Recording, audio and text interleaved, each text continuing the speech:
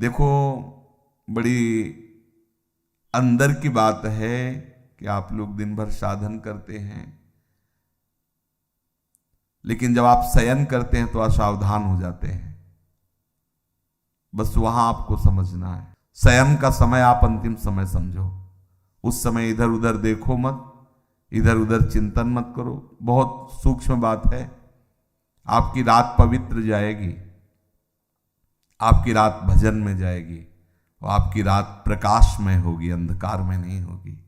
और ये गुरु कृपा से प्रारंभ में ही बात डाल दी गई थी कि सोने के समय जरूर बैठना है, शयन करने के पहले हमें बैठना है। कुछ बातें डिलीट करनी है, कुछ बातें पुनः स्थापित करनी है। बैठकर हमें अपनी दिनचर्या पर दृष्टि डालनी है। आज गलती क्या हुई, ये प्रारंभ में ही गुरुदेव भगवान संन्यास मार्ग में जिन्होंने हमें नैष्ठिक ब्रह्मचर्य का उपदेश किया था, उन्होंने ये बात डाल दी थी कि आपकी दिनचर्या कैसी हुई, आपको रोज जांचना है। उनमें से जो गलती हुई वो अपने दिमाग में बैठालना है। जो बातें आपके साधन के विरुद्ध है उनको नष्ट करना है। उनका नष्ट करना मतलब उनको स्वीकार ना करना होता है। जो गलती हुई आगे से ना हो, क्यों हुई ऐसा समझो। और ये सब करने के बाद एकदम शांत हो जाओ और भगवदाकार, जैसे कोई मरने पे नहीं होता, सारी वृत्तियां समेट लेता है और बस। अब शयन हमारा ठीक होना चाहिए। अपने लोगों से कुछ गलतियां हो रही, देखो कोई भी सत्संग में बात होती है तो कहीं ना कहीं से तरंग आ रही है, वो हमें जरूरत है उस बात की, तो उसको संभालना चाहिए। अगर आप एकाग्रता पूर्वक सत्संग सुनेंगे तो आपको कभी प्रश्न नहीं करना पड़ेगा। आज अगर प्रश्न उठ रहा हो तो सुनते रहना, 1-2 दिन में उत्तर आ जाएगा आपके पास। वो तरंग आएगी, वो आपसे वही प्रसंग हटके आ जाएगा, एकदम प्रसंग से हटकर वो बात आ जाएगी। ये तरंग आकर के बुलवा देगी, क्योंकि सर्वांतर्यामी गुरुदेव आपके भी हृदय में ईश्वर भी है, तो वही बुलवा देंगे। कुछ साधक क्या करते हैं, प्रमाद स्थिति करते हैं कि जैसे दिन भर सेवा परिचर्या या जो भी गृहस्थ हो या विरक्त हो, अब रात्रि के समय वो समझते हैं कि अब सोने जाना है, थोड़ी देर मनोरंजन कर लेते हैं। तो मोबाइल है, टीवी है या मानसिक है, वो इधर उधर मन को, और फिर शयन करते हैं। उनकी रात पूरी अंधकारमय काल रात्रि हो जाती है, साधन को नष्ट करने वाली बन जाती है और अशांति। सुबह वो निरुत्साहित उठते हैं, सुबह वो खोए हुए उठते हैं, सुबह वो अपने को अधूरा पाते हैं, उत्साहहीन। अब वो केवल बनावटी रह जाता है, आंतरिक खोखले हो जाते हैं। इसलिए आप रात्रि को संभालिए, रात्रि को संभालिए। शयन के समय आप बहुत सावधान रहिए, तो सुबह आपका संभल जाएगा। सुबह संभल गया तो पूरा दिन संभला रहेगा, रात्रि संभल गई तो पूरा जीवन संभला रहेगा। बहुत ही एकांतिक वार्ता है। आप शयन के समय कभी मोबाइल मत चलाइए, क्योंकि मोबाइल एक ऐसी वस्तु है जो पूरे विश्व ब्रह्मांड को अपने में समाये हुए है। वो गूगल क्या कहते हैं, जो भी सर्च करो सब उपस्थित कर देता है। बलिहारी ऐसी सिद्धि तो महात्माओं में भी कभी कभी नहीं होती थी, जैसी सिद्धि मोबाइल में है। नहीं, सर्च करो, हर विषय लो। महात्मा भी है तो एक सब विषय का थोड़ी वो सिद्ध होता है, वो तो भगवत विषय का सिद्ध होता है। और जो मोबाइल है वो हर विषय का सिद्ध है। आप किधर भी सर्च, बोले राधा कृपा तो वो राधा कृपा कटाक्ष शुरू कर देगा, और वहां से सत्संग तो राधा केली कुंज से सत्संग शुरू कर देगा। और कुछ भी तो और कुछ भी शुरू कर, जो चाहो। हाँ, हरि कृपा कछ दुर्लभ नहीं तो मोबाइल कृपा कछ दुर्लभ नहीं, जो चाहो सब। अब साधक तो वैसे ही, जो साधक का मन है वैसे ही मतलब तूफान समझो। अब उसको एकांत मिला, शयन, दरवाजा बंद, बोले अब तो भजन करते हुए डूबना है, वो डूब गए। मोबाइल बहुत बड़ा सहयोगी भी है।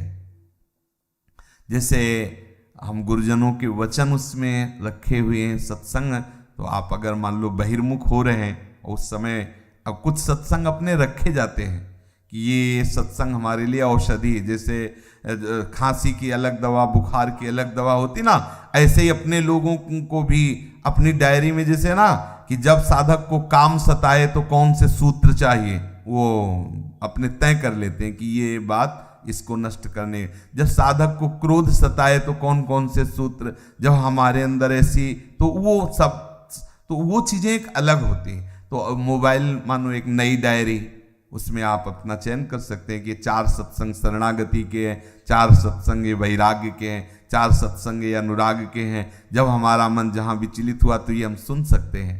तो अगर हम कुमार्गगामी प्रयोग करें तो बहुत बड़ा हमारे लिए हानिकारक है, और अगर सन्मार्ग में साधक के लिए वास्तुतः नहीं जरूरत है। अगर सही पूछो तो भगवत कृपा से नहीं जरूरत है। अब लौकिक की सब व्यवहार की तो बात अलग ही है, वो क्या जरूरत नहीं है, वो गुरु कृपा से अभी तक प्रयोग में नहीं आया, अभी तक पास नहीं है। अभी लोग अपना रखते हैं तो ये लोगों के लिए ही रखते हैं, अपना करो, जो उनसे बात करो। अपने पास नाम रूपी मोबाइल है, उसको सर्च करो, जिसकी जानना चाहो जान सकते हो, जो जानना चाहो जान सकते हो। आप देखो ना, इसमें बहुत बड़ी सामर्थ्य है। जो अरे निकुंज का लाइव मोबाइल दिखा सकता है? नहीं दिखा सकता। सर्च करो इस समय राधा प्यारी कैसे मुस्कुरा रही, भला दिखा दे। राधा प्यारी कैसे, ये राधा नाम सर्च करो, आपको दिखा देगा। राधा राधा राधा राधा राधा डूबो भाई। ये शयन के समय कुछ साधक गड़बड़ी करते हैं, चाहे गृहस्थ हो चाहे विरक्त हो। आपके पास मोबाइल है, आपके कमरे में टीवी लगी हुई है, मान लो आप गृहस्थ हो, आप ऐसा सब, तो आप शयन को संभाल लीजिए। शयन में गंदी बात नहीं होनी चाहिए, गंदे दृश्य नहीं होने चाहिए। ये जो गृहस्थी में संतानोत्पत्ति की भी बात है, वो एक संयम से है, शास्त्र संयम से है। वो केवल भगवत आराधना मात्र है, अपनी वासनाओं की पूर्ति के लिए नहीं। वासनाओं की पूर्ति के लिए कहीं भी कोई बात नहीं शास्त्र आज्ञा करता, अपनी आराधना की पूर्ति के लिए है। ये भी एक आराधना है गृहस्थ धर्म में, वो अपने संतान उत्पत्ति करके पितृ आदि की तृप्ति के वो व्यवहार बकाया शुद्ध परमार्थ में भगवत चरणारविंद की आसक्ति प्रधान जीवन होना चाहिए, चाहे वो गृहस्थ हो चाहे विरक्त हो। तो हम खुद जानते हैं कि हमारा मन किधर जा रहा है और हमसे क्या करवा रहा है। ये प्रार्थना है सब साधकों से, विनम्र प्रार्थना है कि आप अगर एकांत में ऐसा कुछ दृश्य देखते हो, ऐसा कुछ करते हो, तो आप ना करें। ये नियम ले लीजिए कि मोबाइल जब शयन करने जा रहे हो तो उसके पहले ही उसका स्विच ऑफ कर दीजिए। ज्यादा बातचीत भी किसी से मत रखिए, जितनी आवश्यकता है। तो ये यंत्र है, बस 2 शब्दों का उत्तर हाँ ना या कोई बात है। कुछ लोग ऐसे होते हैं कि वो घंटों ऐसे ही लगाए रहते हैं। साधक कैसे बात करेगा इतनी देर, कैसे बात कर सकता है? उसका तो चिंतन छूटेगा। हाँ ना में उत्तर दे लो, चलो कोई अगर व्यवहार के लिए आपके पास यंत्र है। लेकिन किसी किसी को देखते थे चिपके ही रहते हैं इसमें मोबाइल में। हाँ, और क्या ये है? छोड़, नाम जप कर, भगवत चिंतन कर, लीला कथा में डूब, ये क्या और उसमें लगे हुए है। हाँ, सावधान रहिए इन यंत्रों से। जितना हमें आवश्यक हो, वैसे बिल्कुल आवश्यक नहीं है, लेकिन आवश्यक हो। आप दूर देश में रहते हैं, दूर रहते हैं, भगवत कथा आदि के लिए नाम न छूटे। और शयन के समय नाम में भले 1 मिनट बाद आप सो जाते हैं, लेकिन नाम का ऐसे ध्यान करते हुए उसका फल होगा, आप नाम के ध्यान में ही जगेंगे। देख लेना, ये मतलब अनुभूत विषय है। अगर नाम में आप डूबते हुए शयन कर रहे हैं तो आप जागेंगे नाम। और नाम में जो डूब कर शयन करता है वो लीला में जाता है, वो भी निद्रा में नहीं जाता। पक्का समझना। कभी कभी ऐसा होता है कि भगवान जगना नहीं हो तो अच्छा है, ये आंखें ही न खुले, जहाँ है वहीं लगे रहें तो बहुत अच्छा है। बड़े सुंदर सुंदर भगवान की कृपा का अनुभव होता है शयन में भी। जागृत स्वप्न सुसुप्ति स्फुरत में राधा पदाब्ज छटा, चूको मत, बहुत बढ़िया अवसर है। अगर आप इन बातों को ध्यान देकर सुनेंगे तो ये हृदय की बातें हम कहते हैं। मतलब देखो, एक होता है कि हम इस श्लोक बोले और इस श्लोक का अर्थ होता है भैया चले हमारा 2 घंटे का समय। हमारा केवल यही उद्देश्य है, आप सुलझ जाओ, हम आप सुलझ करके अपने प्रभु के मार्ग में सच्चाई से चलें, सच्चाई से प्रभु को पुकारें और ये जीवन लाडली लाल के चरणों में अर्पित हो जाए। इतने ही उद्देश्य। अपने लोग ना विद्वान है और ना अपनी कोई दिनचर्या में वो है कि भाई प्रवचन करना है। अपने हृदय की बातें आपस में कर लेते हैं और सुलझ जाते हैं और प्रिया प्रीतम तक चलते हैं। बस बात इतनी है, यहाँ की जो चर्चा है ना, बस वो इतनी है कि हम आपस में समझें कि हमारी गलतियां कहाँ हो रही, हमारे भजन में त्रुटि कहाँ हो रही, हमारा भजन का जो प्रभाव है वो हम पे लागू क्यों नहीं हो रहा है। हम सावधानी पूर्वक अगर चलें तो बहुत जल्दी हम परमानंद में डूब जाएंगे। ये जहाँ जहाँ हमारा मन जा रहा है वहाँ से हटाना होगा, हमें प्रिया प्रीतम के नाम बल से प्रिया प्रीतम में लगाना होगा।